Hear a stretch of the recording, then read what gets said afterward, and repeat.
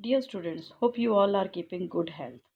Myself, Dr. Fatima Sultana, Associate Professor in Department of Zoology, JDB Government Girls College, Kota, Rajasthan. Today I am going to take the topic biogeographical realms. This is the topic of MSc students, MSc Zoology students of the special paper Forestry and Wildlife Management. It is the fourth paper of and first unit. Earth is the only planet sustaining life forms, and the space accommodating these life forms is called biosphere. We all know that Earth is the only planet where life sustains, and there are many species, organisms which are occupying space on this planet. This is called biosphere. In the levels of organization of such life forms, biosphere comes at the top, followed by biomes, ecosystem, community, population, and individual, respectively, from top to bottom. We, in common words, we all know what is ecosystem, community, population, and individual. That is, if we talk of any species, any organism, so that will be the only individual. And if such type of individuals are occupying the space and staying at one place, it is known as population. Where many species are living together in the same habitat, it will be known as community. Then ecosystem and bios. So this all comes under the biosphere. And at global level, if we speak, the surface of Earth supporting the life forms is called biosphere. It is formed through the interaction of atmosphere, lithosphere, and hydrosphere. We all know what is atmosphere, lithosphere, and hydrosphere. Atmosphere. What is atmosphere? The air which is present above the Earth's surface, and it is approximately 1000 kilometers in width. But the layer which are concerned for the study of ecosystem is only 10 to 15 kilometers thick, and that is known as the troposphere. It is of much significance to life as almost all the components serve as metabolites, and each chemical element circulates through a cycle maintaining a perpetual supply of metabolites. It is at this stage that the role of organisms and significance of atmosphere to life emerge on interface of biospheric subdivisions. We all know that plants and animals, they undergo photosynthesis and respiration with the help of gases of troposphere. In troposphere, all the gases are present like oxygen, carbon dioxide, nitrogen, etc. Now, moreover, it is the sunlight prevalent through atmosphere, which acts as catalyzing energy for living things of the earth. The green plants incorporate a variety of inorganic elements and compounds. For example, during the process of converting solar energy into chemical energy, atmosphere carbon dioxide enters the living world as the basic. We know that for photosynthesis, the sunlight is trapped from the solar energy, and in the presence of water, sunlight, and carbon dioxide, they can make their own food. That is, we say that producers are the plants which can make their own food. So, this basic gas, where it is coming from? It is coming from this very same atmosphere. Carbon dioxide, along with water, is used by all plants in their photosynthetic process to produce organic substances such as glucose, a vital molecule in living things, and oxygen similarly in respiration. The food, that is the glucose, is broken to give the carbon dioxide to the environment. So, in a form of cycle, these gases will be circulating on the earth. Carbon dioxide of the atmosphere is replenished not only through the process of respiration or biological oxidation but also through combustion of fuels and volcanic eruptions. The other important constituent in this cycle is water. Nitrogen is also an essential component of living systems. It is required by organisms for the synthesis of proteins, nucleic acids, and other nitrogenous compounds. So, in nature, atmospheric nitrogen is fixed by specialized organisms, because this nitrogen as such cannot be taken up by the organism. In the form of nitrates, the plants will be consuming this nitrogen, and this will be transferred from one trophic level to the other trophic level. There are industrial processes to convert atmospheric nitrogen into fertilizers. So, in these three circles, we see that atmosphere, lithosphere, and hydrosphere, they are, all three of them are interconnected, and where these three are used together comes under biosphere, because for life to sustain, all three, atmosphere, lithosphere, and hydrosphere are essential for life to sustain. Now, what is lithosphere? Lithosphere refers to the combination of Earth's crust and outer mantle. It provides the platform and habitat to the biotic elements of the ecosystem. Lithosphere has two main functions with reference to the biosphere we are speaking about. First is it provides salt or platforms for terrestrial, transitionary, and aquatic plants. It is the source of nutrients and minerals vital for the growth and survival of ecosystem. Depending upon its feature, ecosystems are classified as mountains, aquatic, or desert, or mangrove.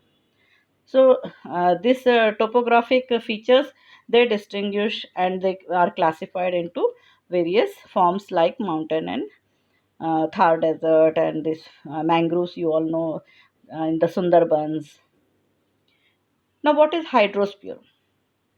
It is water. Hydro means water. Water is considered to be the most important constituent of biotic elements. In fact, almost all the organisms have more than half of their constituent as water. It is inevitably required for the metabolism of living things. Plants also require it for distribution of nutrients throughout its body. Hydrosphere refers to the water bodies like lakes, ponds, rivers, oceans, etc. on the Earth's surface. So, the surface of planet Earth is occupied by more than 71% of water. On a large scale, water is cycled through elements, is partially used for metabolic activities, and partially excreted as waste in environment in various forms. So, what are these biogeographical realms? There are eight biogeographical realms. Biogeographical realms are large spatial regions within which ecosystems share a broadly similar biological evolutionary history. The whole world has been divided into eight realms, and that is based on the uh, biological evolutionary history and the ecosystems which are being shared with large spatial regions which are shared by the similar type of species. So, any of the large spatial regions of the Earth's land surface with ecosystems sharing similar biological evolutionary history and distributional patterns of terrestrial organisms are known as the biogeographic realm. Although similar ecosystems like tropical moist forest, one of the example, share similar processes and major vegetation types wherever they are found. Their species composition varies markedly depending on the biogeographical realm in which they are found. Now, assessing biodiversity. Now, what is the importance of dividing this world into eight regions? It is for assessing the biodiversity. It is important because there are many different drivers that changes the climate, the environment, and the impact. As we all know, that organisms and the environmental physical factors, they both interact with each other. Now, if we come to know about the various drives of the particular area, then it will make a difference in bringing out the mitigating or managing the drivers. So, the definition of biogeographic realm is any of the large spatial regions of the Earth's land surface with ecosystems sharing similar biological evolutionary history and distributional pattern of terrestrial organisms. Based on the original proposal, Philip Scalter and Alfred Wallace. These two were the person who gave the biological realms in 18s, and they divided the Earth's land surface into six biogeographic realms, whereas now we say that there are eight. So the remaining two, which were recognized by World Wildlife Fund, they recognized these two, and now we have eight biological realms which are sharing the similar biological evolutionary history and distributional pattern of terrestrial organisms. These eight realms are Nearctic realm, Palearctic realm, Neotropical realm, Afrotropic realm, Indomalayan realm, Australian realm, Oceanic realm, and Antarctic realm. You- As you can see in this world map, Nearctic rim. This includes most of the North America. Palearctic realm, it includes the bulk of Eurasian and North Africa. Then Neotropical realm, it includes South America, Central America, and the Caribbean. Afrotropical realm, it includes the Trans-Saharan Africa and Arabia. Indo-Malayan realm, this includes the Indian subcontinent, Southeast Asia, and southern China. Australia, Australian realm, this includes Australia, New Guinea, New Zealand, and neighboring islands. Oceanic realms includes Polynesia, Micronesia, and the Fijian Islands. Antarctic realms, it includes the Antarctica. We'll take the first realm, Nearctic realm. Nearctic biogeographic realm covers a total area of 8.8 million square miles. As I had told you, Nearctic realm, it includes most of the North America. So this gives it the second largest position of all the eight realms. First being the Palearctic biogeographic realm. So Nearctic realm, it is the second largest of all the realms. It encompasses the US, including most of Texas and northern Florida, Canada, Greenland, and the highland regions of Mexico. This realm is further divided into four ecological regions, including eastern, western, southwestern, which also includes the northern part of Mexico and the Canadian Shield.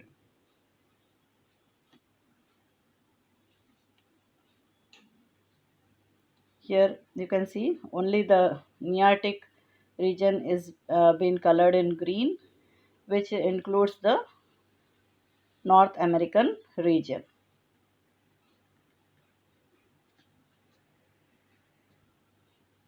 As I have told you, it is subdivided into four regions: eastern North America, western North America, northern Mexico, which also includes the southwestern North America, and the Canadian Shield.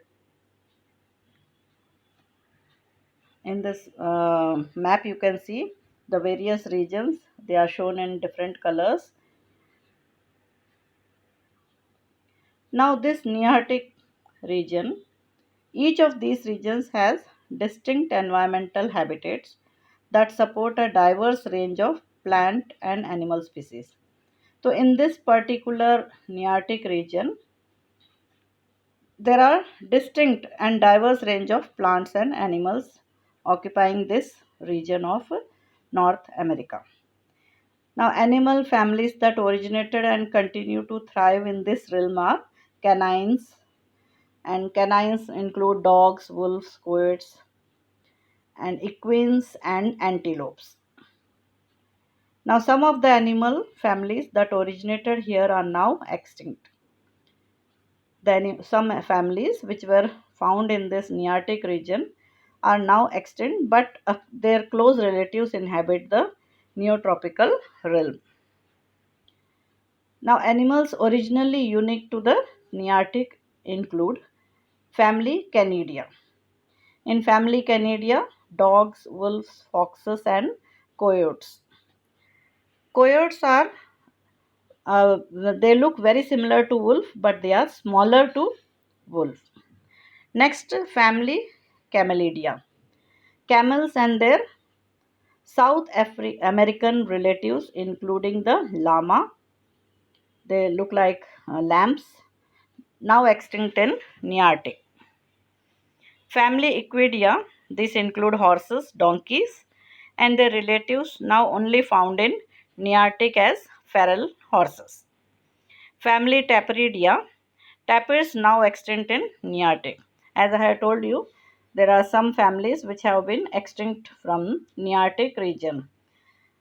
Now this tapir, if you see, they look like wild boars of the size, a little bigger than wild boar, but their face, mouth, if you see, they look like a small elephant like look they are giving. Now these animals are extinct from Nearctic region. Next, the family Antilocapridia. Last survivor of which is pronghorn of this family in the Nearctic region. Pronghorn, it looks like the other antelopes like blackbuck, etc. But now they are extinct, and the last survivor was pronghorn. Subfamily Trematica tinea or short-faced bears. Now, when we talk about bear, we get the image of the sloth bear, which is black in color, or black bear, including the giant short faced bear. One other member of the group is spectacled bear of South America. This is now extinct in the Nearctic region. This you can see, it is looking like bear, but its face is very different. So this is the spectacled bear, which is now extinct in the Nearctic region. The American cheetah, it was found in Nearctic region, but now it is extinct worldwide. It is not found anywhere in the world. Now, if we see the glimpse of the climatic region of Nearctic region, the white areas show the hot, humid, sorry, hot, humid. In this dark green, light green, and then next green color, these actually show the rainforest. The green color, it shows the rainforest, and the dark green portion in a little bit of Mexico region, you can see these have no dry season, then a little bit lighter one, short dry season and dry winter. Next region of this climatic conditions, based on the climatic conditions, is the mild and humid, little bit in the brown shaded. Light brown shade areas show the no dry season areas, then drier winters and drier summers. Next, cold and humid. Next comes the yellow regions where dry deserts are found. The white regions which were I was telling was the polar and the alpine region where tundra type of climatic conditions are found, and these are the above regions which you can see in the Greenland areas. So these are the various regions found in the Nearctic region. In our next topic, we will take next biogeographic realm, Palearctic region. So today I am stopping my lecture here. Thank you so much.